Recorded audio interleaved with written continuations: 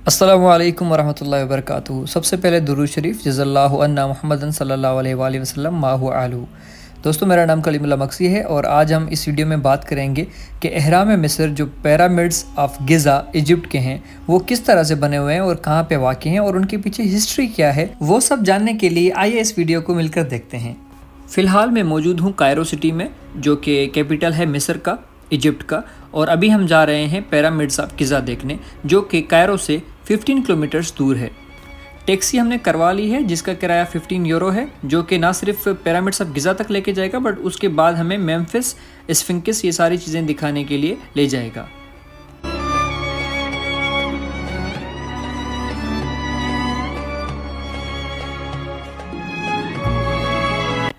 रास्ते में याद आया कि हमें तो करेंसी निकलवानी है, तो उसके लिए दो तरीके हैं। या तो आप मनी एक्सचेंजर के पास जाएं या फिर आप एटीएम से अपने इंटरनेशनल कार्ड से ट्रांजैक्शंस करके निकलवा सकते हैं। तो ये रहे इजिप्शियन पाउंड, हमने निकलवा लिए हैं। अभी हम जाने लगे हैं पिरामिड्स ऑफ गिज़ा की तरफ। ये सामने जो आपको पिरामिड दिख रहा है, इसका नाम है the great pyramid of Giza, एहराम मिस्र। चलिए चलते हैं, देखते हैं कि इसके अंदर एंट्री कैसे होती है, उसकी कोई फ़ीस वगैरह भी है कि नहीं है। तो लेट्स गो जी। अभी हम गेट पर पहुंच चुके हैं, वहां पे आप एंट्री ले सकते हैं। यहाँ पे हमने टिकट्स लेनी थी जो कि हमने ली हैं, और टिकट्स के रेट अगर आपको बताऊं तो यहाँ पे लिखे हुए हैं। और यहाँ पे दो तरह के टिकट्स मिलते हैं, एक तो विजिटर्स के लिए नॉर्मल और दूसरा स्टूडेंट्स के लिए। स्टूडेंट टिकट हमने ले लिया है जो कि 270 इजिप्शियन पाउंड का है।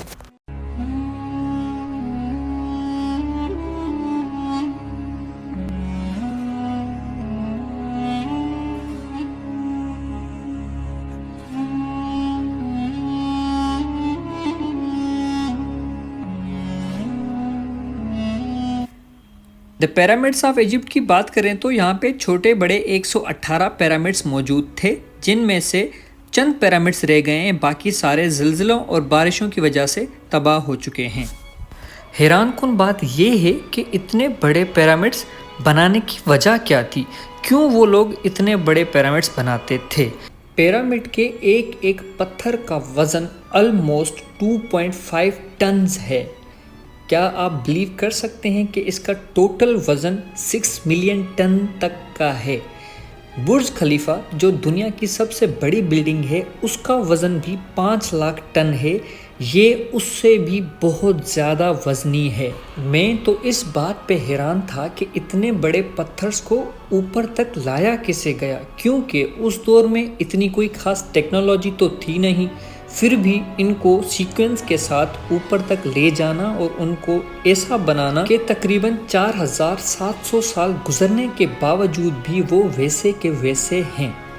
जिस जगह पर मैं अभी मौजूद हूँ, इसको पिरामिड्स ऑफ गिज़ा कहा जाता है। यहाँ पर 3 बड़े पिरामिड्स हैं और 5 छोटे पिरामिड्स हैं। सबसे बड़े पिरामिड का नाम द ग्रेट पिरामिड है, जो कि फ़िरौन खुफू ने बनाया था। फ़िरौन खुफू सेकंड बादशाह था dynasty of old kingdom of Egypt का। इन पिरामिड बनाने की वजह यही थी कि जो बादशाह मर जाता था उसको इसके अंदर दफना दिया जाता था। इसमें ना सिर्फ आपको दफन किए हुए बादशाह बट उनके साजो सामान भी मिलेंगे, यहाँ तक के गोल्ड, ज्वेलरी और बहुत सारे बर्तन भी मिले हैं। क्योंकि उस ज़माने के लोगों का मानना ये था कि इस दुनिया की मौत के बाद एक नई दुनिया का सफ़र शुरू होता है।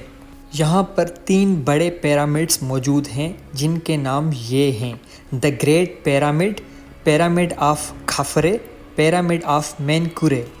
The great pyramid of Giza खुद किंग खुफू ने बनवाया था। उसके बाद पिरामिड ऑफ खाफरे खुफू के बेटे ने बनवाया था, और जो पिरामिड ऑफ मेनकुरे है वो खाफरे के बेटे मेनकुरे ने बनवाया था। अब हम आपको लेके चलेंगे उस जगह पर जहाँ से ये सारे पिरामिड्स एक साथ नज़र आते हैं।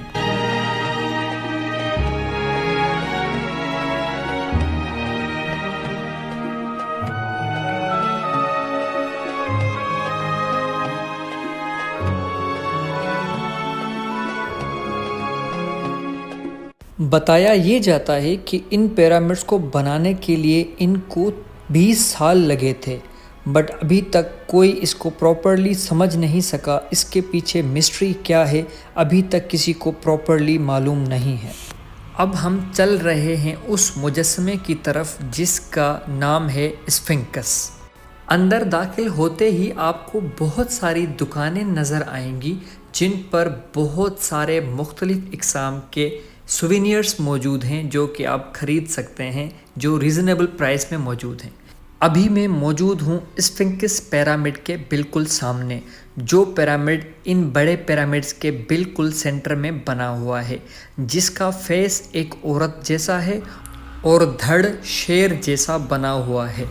कहा जाता है कि इस पिरामिड को इन बड़े पिरामिड्स के मुहाफ़िज़ के तौर पे बनाया गया है।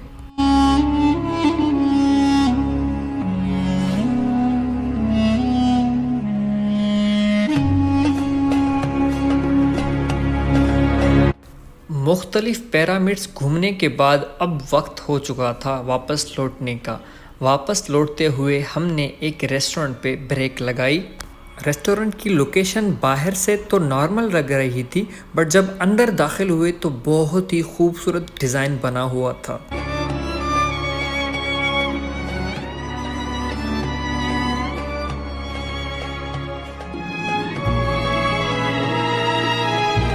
हमारा लंच आ चुका है और ये देखिए मज़ेदार खाना।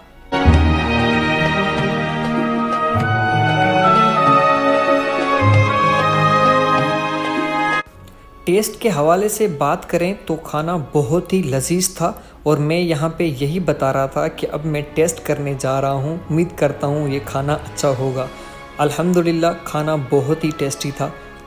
और अगेन मेरे दोस्त वही कह रहे थे कि कलीम भाई जल्दी करें, अब सब्र नहीं हो रहा।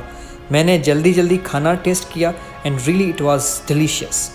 खाना खाकर बिल पे करने के बाद हमने अपने होटल की तरफ रुख किया। उम्मीद करता हूँ ये वीडियो आपको पसंद आई होगी। अगर पसंद आई है तो लाइक कमेंट करना ना भूलिएगा और अपने दोस्तों के साथ ज़रूर शेयर कीजिएगा। इंशाल्लाह मुलाकात होती है नेक्स्ट व्लॉग में। अस्सलामु अलैकुम।